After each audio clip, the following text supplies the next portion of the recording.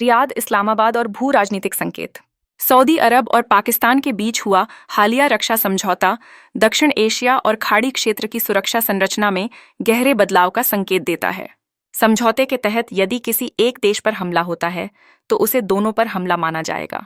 यह केवल दोस्ती का प्रतीक नहीं, बल्कि बदलते गठबंधनों और शक्ति समीकरणों से जुड़ा एक बड़ा रणनीतिक कदम है।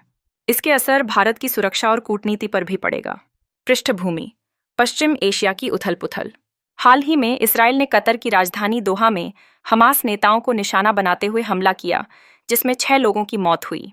परंपरागत रूप से सुरक्षा गारंटर माने जाने वाले अमेरिका ने इस पर लगभग चुप्पी साध ली। पहले भी 2019 में सऊदी तेल ठिकानों पर ईरान समर्थित हमलों के समय अमेरिका की सीमित प्रतिक्रिया ने उसकी सुरक्षा छतरी पर सवाल खड़े किए थे। यही कारण है कि अब सऊदी अरब नए सुरक्षा साझेदार तलाश रहा है। पाकिस्तान क्यों बना सहयोगी? सऊदी अरब का पाकिस्तान से पुराना संबंध है।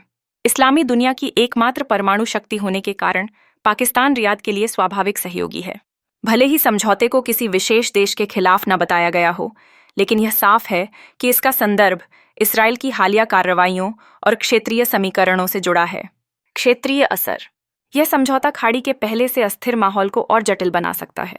अब्राहम समझौते, जिनका मकसद अरब देशों और इसराइल को ईरान विरोधी मोर्चे में जोड़ना था, गाजा संघर्ष के चलते कमजोर हो गए हैं।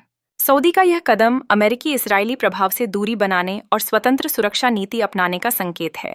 संभावना है कि अन्य खाड़ी देश भी इसी तरह के नए गठबंधन तलाशें। भारत पर असर: भारत और सऊदी अरब के बीच ऊर्जा, व्यापार और आतंकवाद निरोध में मजबूत रिश्ते हैं।